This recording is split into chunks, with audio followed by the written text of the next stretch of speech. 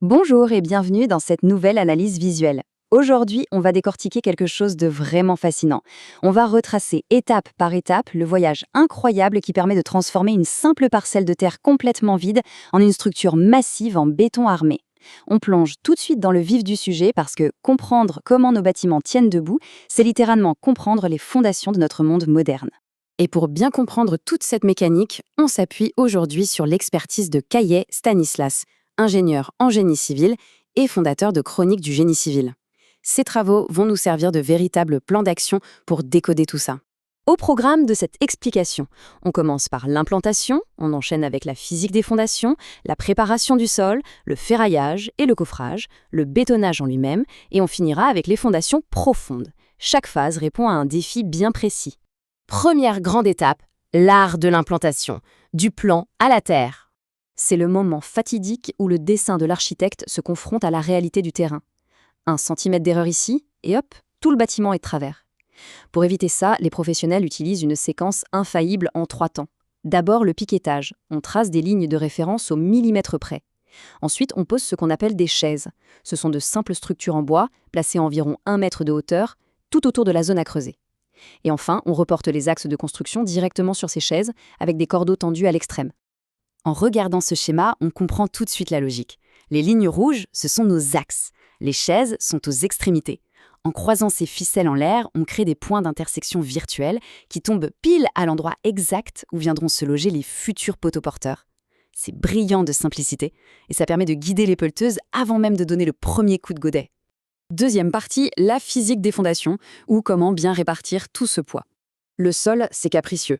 Sa résistance change d'un mètre à l'autre. Du coup, les ingénieurs divisent les fondations en 2 grandes familles, basées sur des mattes très simples.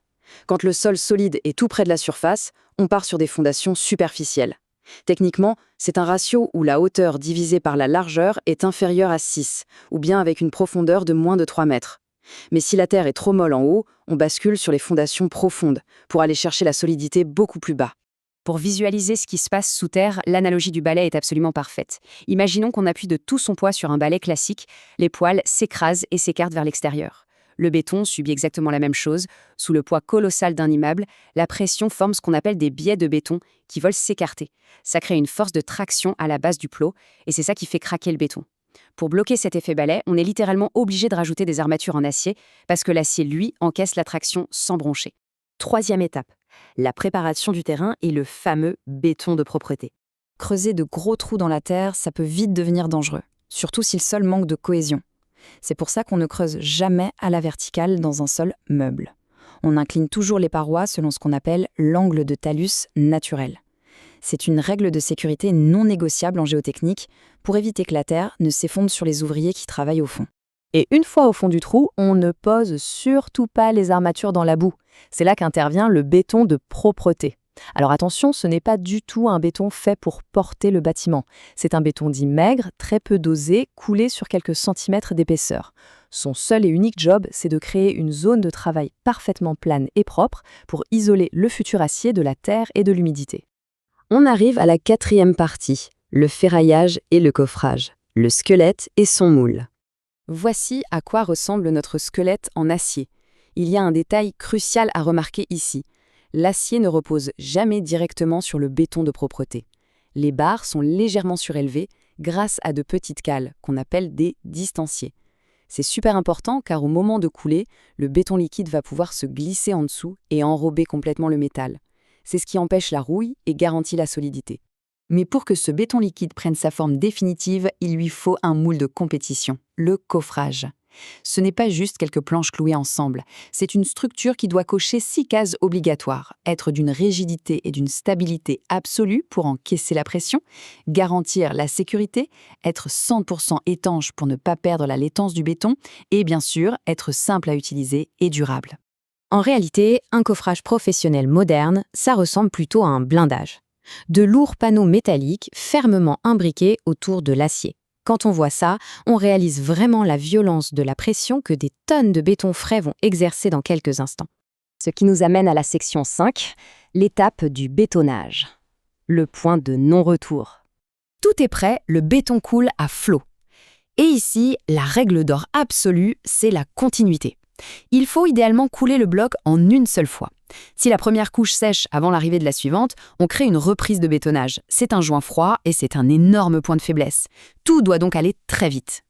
Par contre, pour les bâtiments immenses, couler d'un coup, c'est juste impossible, sans compter que les bâtiments bougent avec les changements de température.